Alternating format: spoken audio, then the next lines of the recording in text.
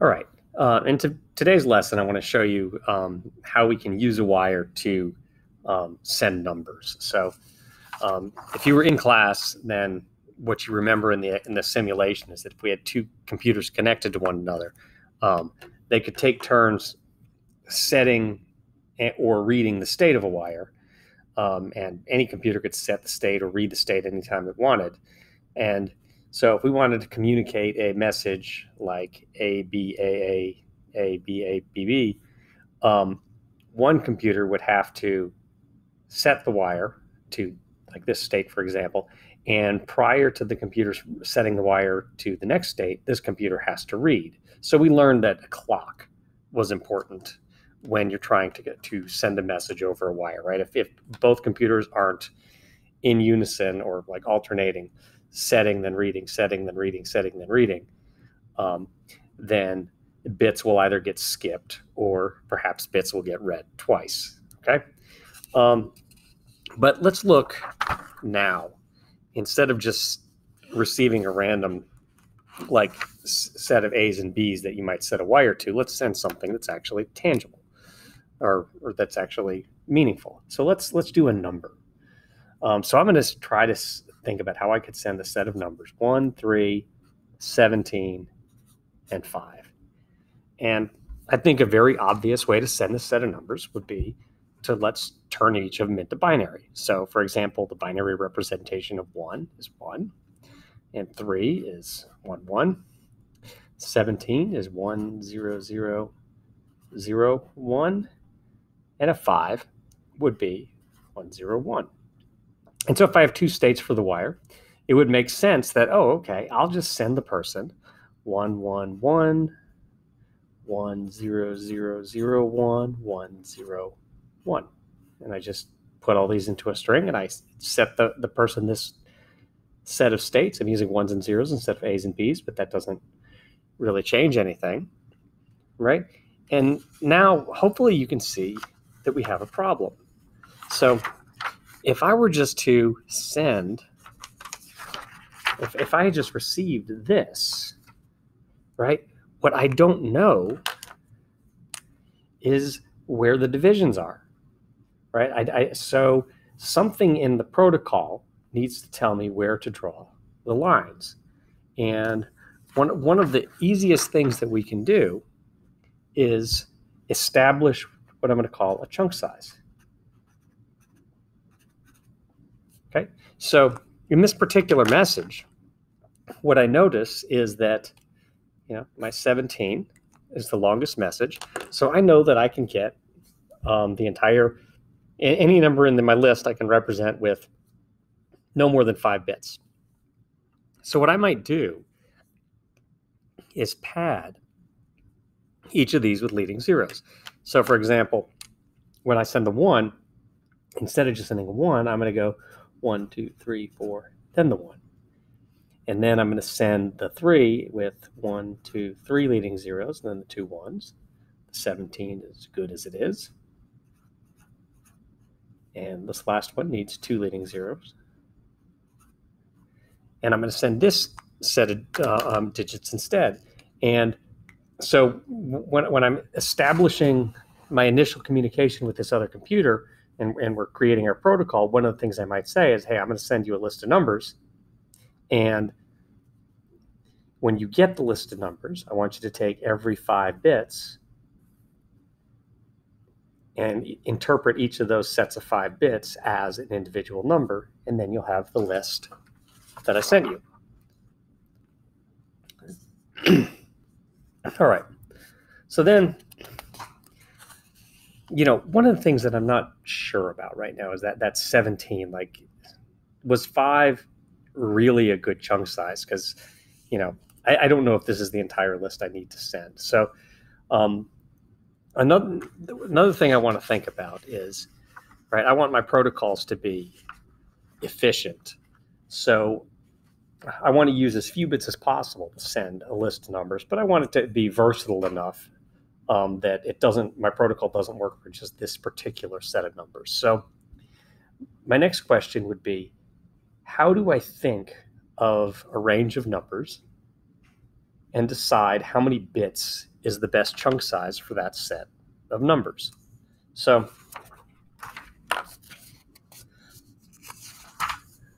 I'm going to think about a range of numbers here. So let's suppose the range of numbers I needed to send was real simple.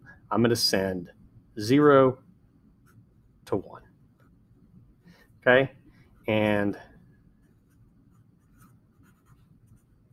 so the max value in this range in binary is obviously a 1. And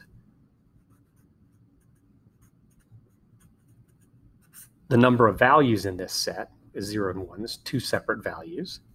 And so the number of bits that I need to send something to 0 or 1 is obviously 1 bit. But let's suppose I wanted to send 0 to 3.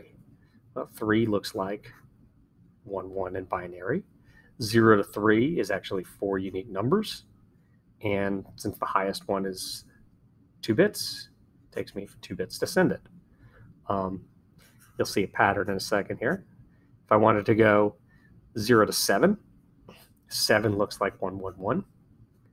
And 0 to 7 is actually 8 unique values, and it takes me 3 bits. 0 to 16, or to, let's say, 15. 15 is 4 ones, and so that's 16 unique values. And then it takes, let's say, 4 bits. 0 to 31. 31 is 1, 2, 3, 4, 5 ones. And so that's 32 values and a 5. And so we should see something here, right? Two important things. One is every time you add a bit, the number of things that you can represent doubles, all right? And that's going to be a real important and powerful concept throughout the course, that 1 bit doubles the number of things that you can represent. But the other thing you should see is these are all powers of 2, and in fact, 2 to the first power is 2, 2 to the second power is 4, 2 to the third power is 8, and so on. So we have this general pattern. 2 to any power is the number of things you can represent with n bits.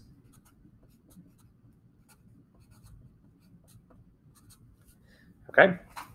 All right. So we'll go back, and I'm going to look here. And, I don't know what the max number is. So let's just hypothetically say, I wanted to be able to do numbers all the way up to 99 or something. Well, so I'm going to look at this pattern, and I can extend it. And let's see. 2 to the 6th is 64. So 6 bits would allow me to represent 64 things. 7 bits, which is double again, is 128. So 7 bits would allow me to represent 128 things, which means that on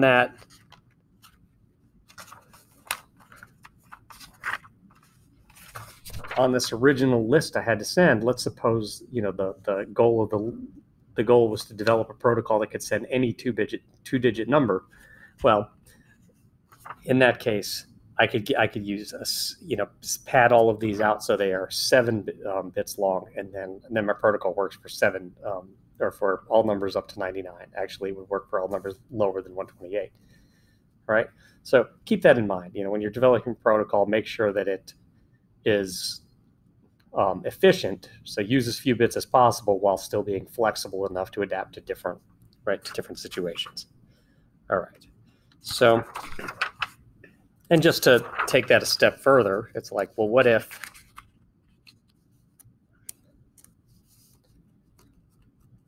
excuse me?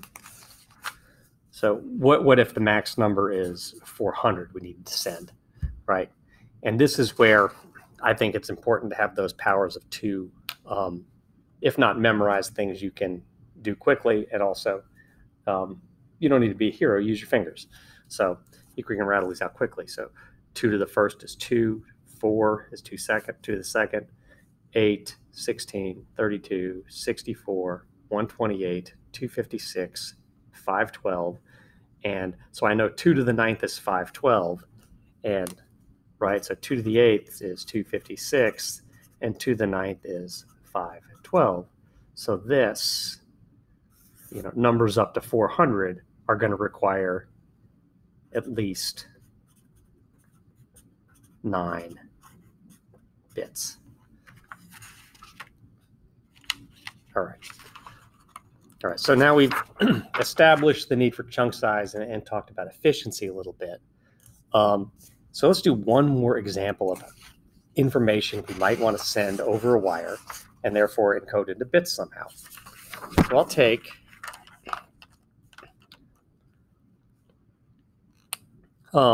something not quite as numeric, right? Still kind of numeric, a little bit more abstract. But what I want to know is how could we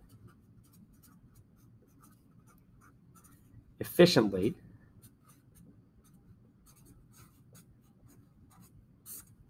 send a date. And so in the date, maybe I'm going to say we're going to do it in this format, MMDD Y. Okay, and so we're going to have to establish a format, and by efficiently, what I'm saying is in as few bits as possible, or at least an easy to understand protocol that doesn't waste too many bits. So here's how I'm going to approach this. I'm going to get into here, and what numbers can the month be? Well, 1 to 12. And the day of the month is 1 to 31. And the year can run from 0, I guess I would be writing it like 00, but to 99. And so I'm going to break down each little part here. And what I notice is that, well, let's see, 12, let's see. 2 to the 4th is 16, and 2 to the 8th is only, or 2 to the 3rd is only 8. So it's going to take me 4 bits to represent the month. I go to here, and 2 to the 5th is 32. That's the first time I exceed 31. So this is going to take me 5 bits to represent the day of the month. And the year, I'm at 2 to the 7th, which is 128. And so it's going to take me 7 bits. So in all, 4 plus 5 is 9 plus 7. It's going to take me 16 bits to represent a date. So let's think how we might represent today. So today is, at least when I'm making this video, it's September 8th, 2020. And I'm going to take these numbers and turn them into binary. Now, I'll let you work these out on your own. So I can do this a little bit more quickly, but a 9 is going to look like 1, 0, 0, 1. An 8 is going to be 1, 0, 0, 0. And a 20 is going to be 1, 0, 1, 0, 0. Okay. And we're going to go back to our protocol here. And remember that it was going to take 4 bits to do the month. And we're already at 4 bits, so that's good. It's going to take 5 bits to send the day, and we're at 4 bits, so I'm going to pad it, deleting 0. And it's going to take 7 bits to do the year, so 1, 2, 3, 4, 5. It's going to take 2 extra digits. And so when I send this to somebody, right, if I want to send this over a wire, what I'm going to do is send them this sequence. And after I send them this sequence, I'm just going to tell them that I'm sending you 16 bits, and you break it up, and then the first 4 is going to be the month. The next 5 bits are going to be the day, and the last 7 bits are going to be the year. And so this is slightly different than the first example of sending numbers, where with sending the numbers, we wanted an equal, might be a situation where we wanted an equal chunk size. And here, we want one big chunk to maybe represent something abstract, and it's perfectly okay as long as a protocol has been established to have different chunks, different size chunks within that large string of bits represent some piece of information. All right, so I think that's a good place to stop the video today, and hopefully this helps you with the assignment.